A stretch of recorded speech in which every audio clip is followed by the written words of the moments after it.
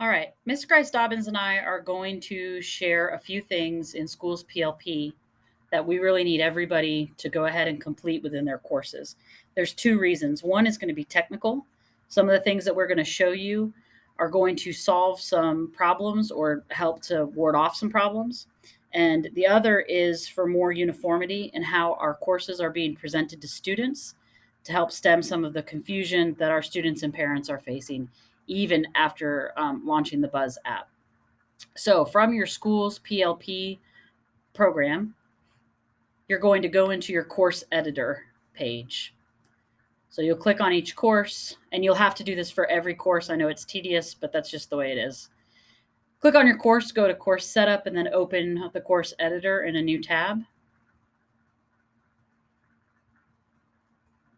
The first thing we want everyone to do for every course is to change some of the settings that may or may not have automatically applied.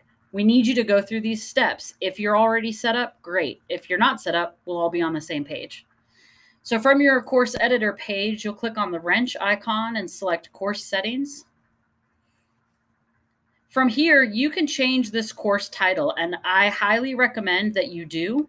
What students are seeing in School's PLP is their iNow title, and it can get a little confusing and a little clustered with all of the iNow coding.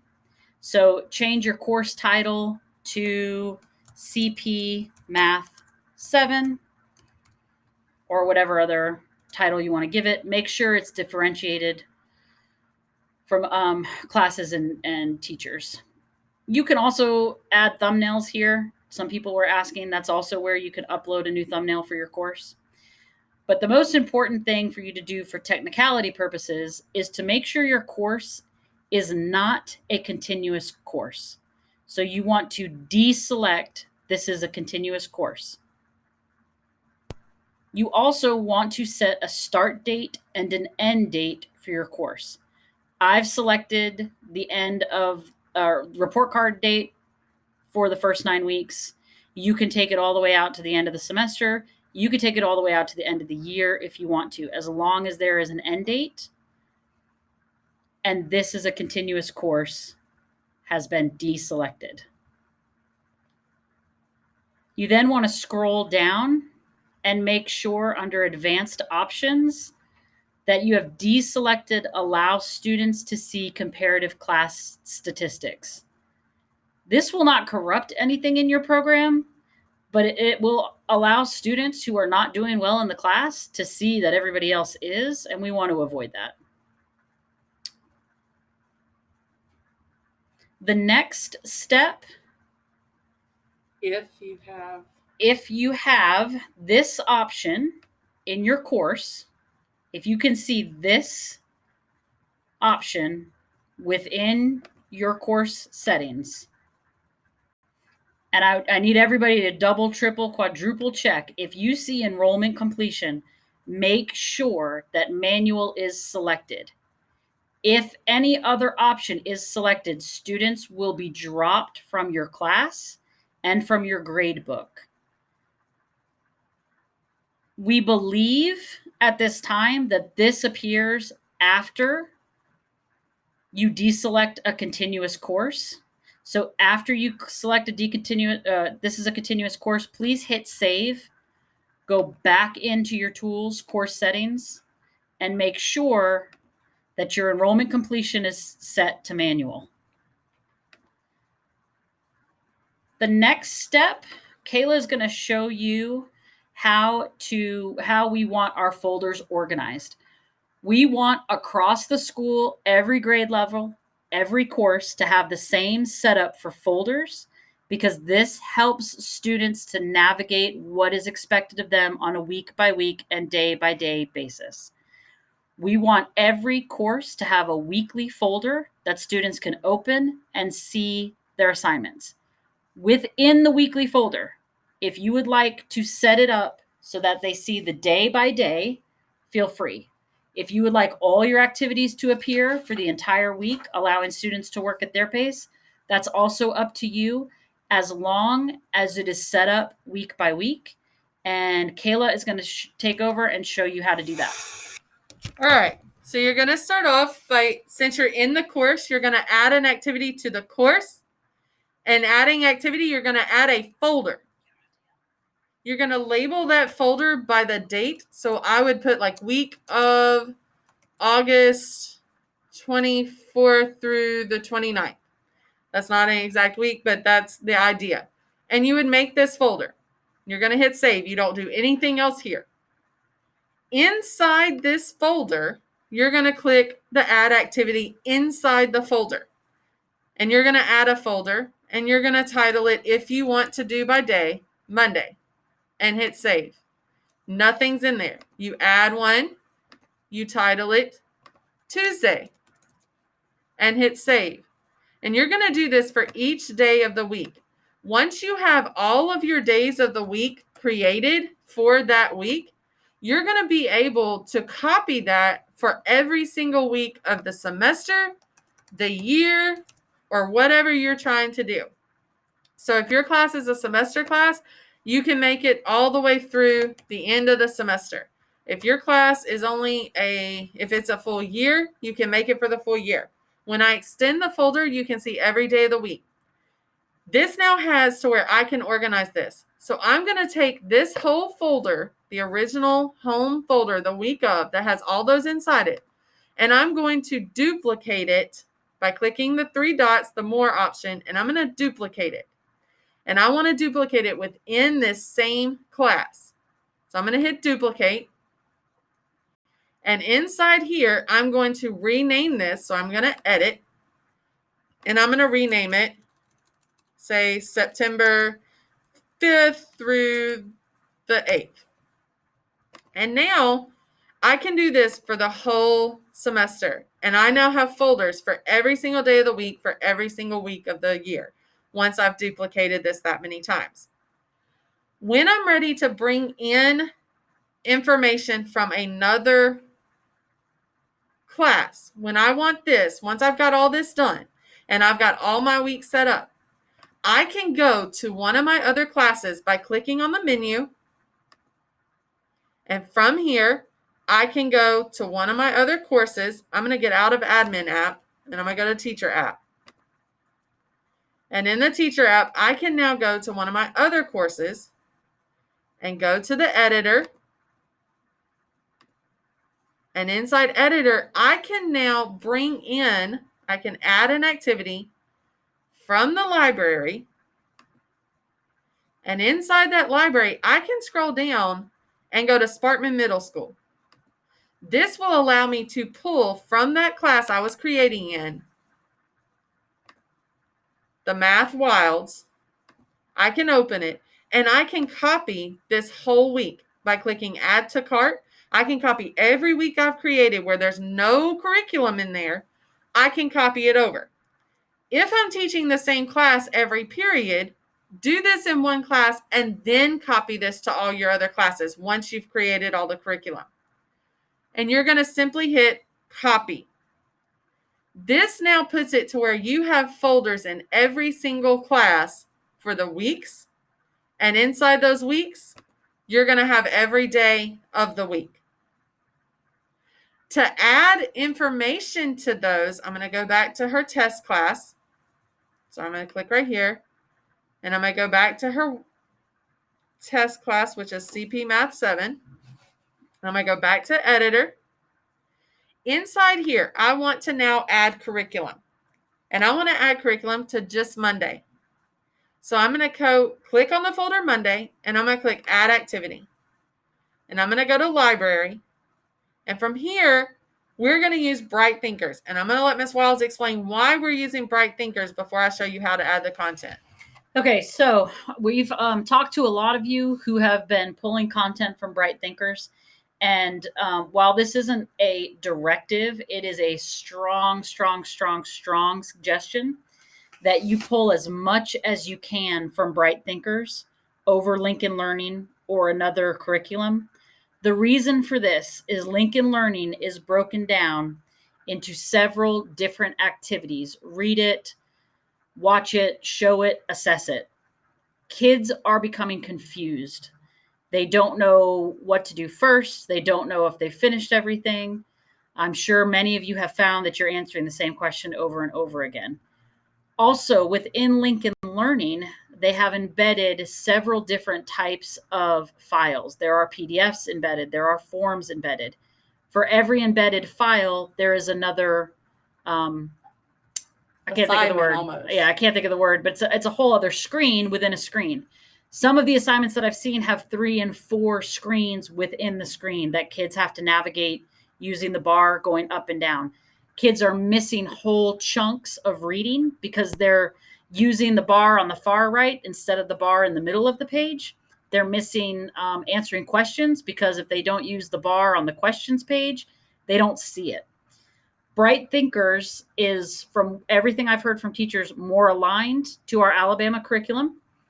It is one complete window with everything the student needs. When they open a Bright Thinkers assignment, they have all of their reading, they have links to outside videos, they have all of their questions. It's much simpler to navigate. On your end, Bright Thinkers has more assignments and activities that self-grade and populate to your grade book. You will not spend as much time. Again, I strongly urge you to pull from Bright Thinkers over Lincoln Learning. Unless you just cannot find the content in Bright Thinkers, then go ahead and go to Lincoln Learning and try to find something. It's not a directive, it's not required, but it will make your life and our students' lives much, much easier.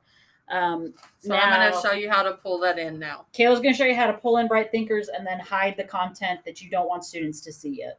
So I'm going to open Bright Thinkers.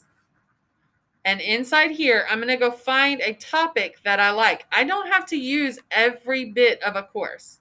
So let's say I was trying to do career prep. I'm going to open this folder. And let's say I don't even want all of these in here. So let's say all I want is let's see, what's in here? Let's do rights and responsibilities. So I'm going to open this. And I like everything in here, but for Monday, all I want is the objective and lesson 1. Because remember, right now, all I'm putting is for Monday. So I'm going to click on those 2 and click copy. Very important you click copy. So I added to cart and I clicked copy. Those are now inside of Monday.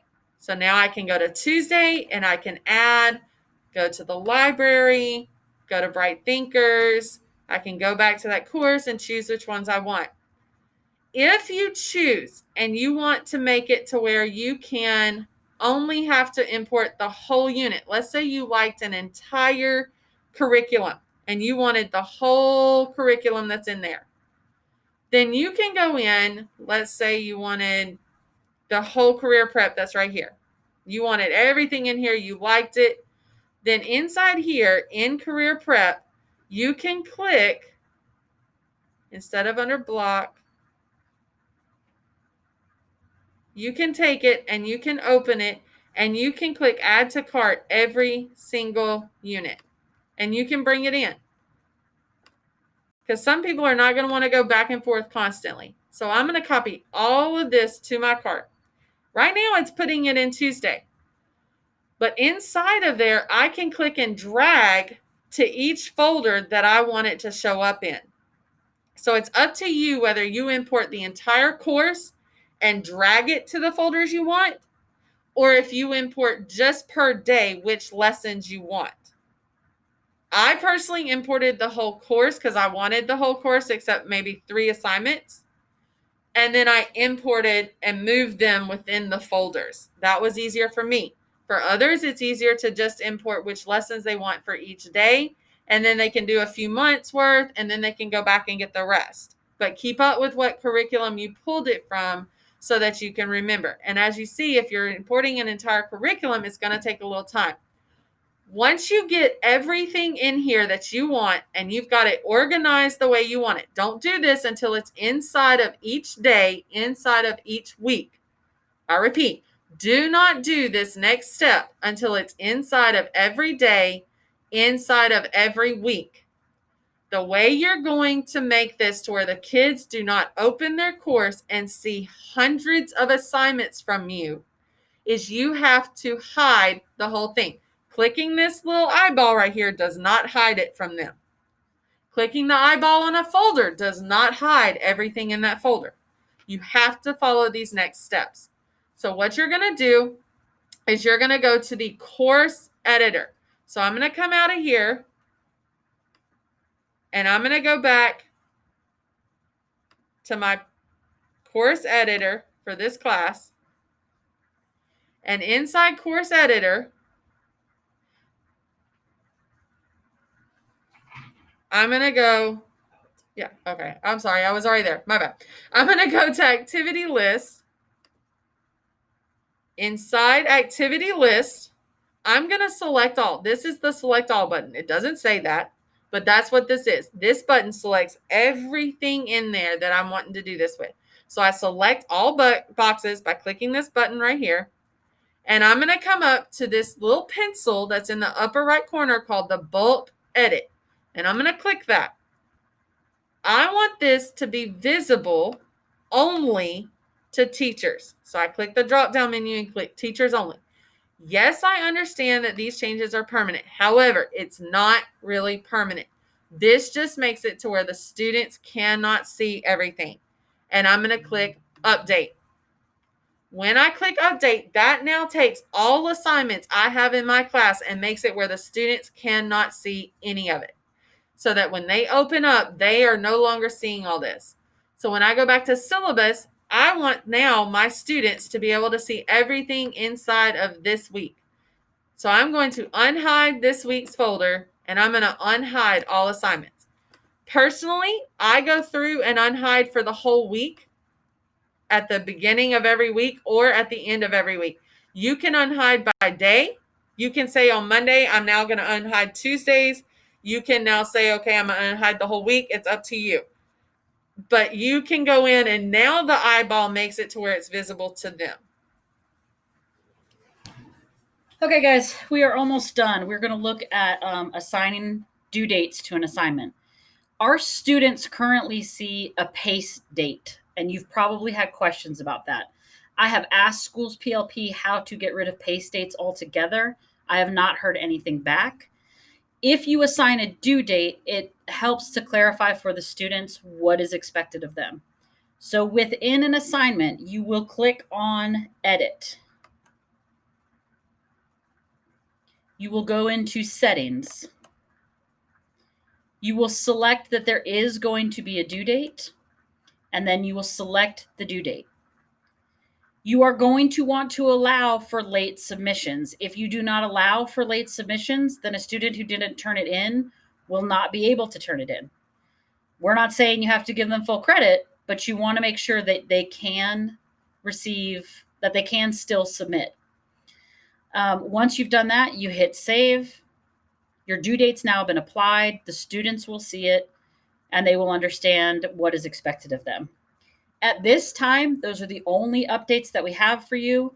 It is very important that everyone goes course by course and completes these actions so that when we start back on Monday, students have some more clarity. We have a few less headaches. I'm going to be around all weekend. I know a lot of you are going to spend the weekend working, so please do not hesitate to email or call me, email or text me. Don't call me, please. You can if you really want to, but I prefer text and email. I think that's all we have for you guys.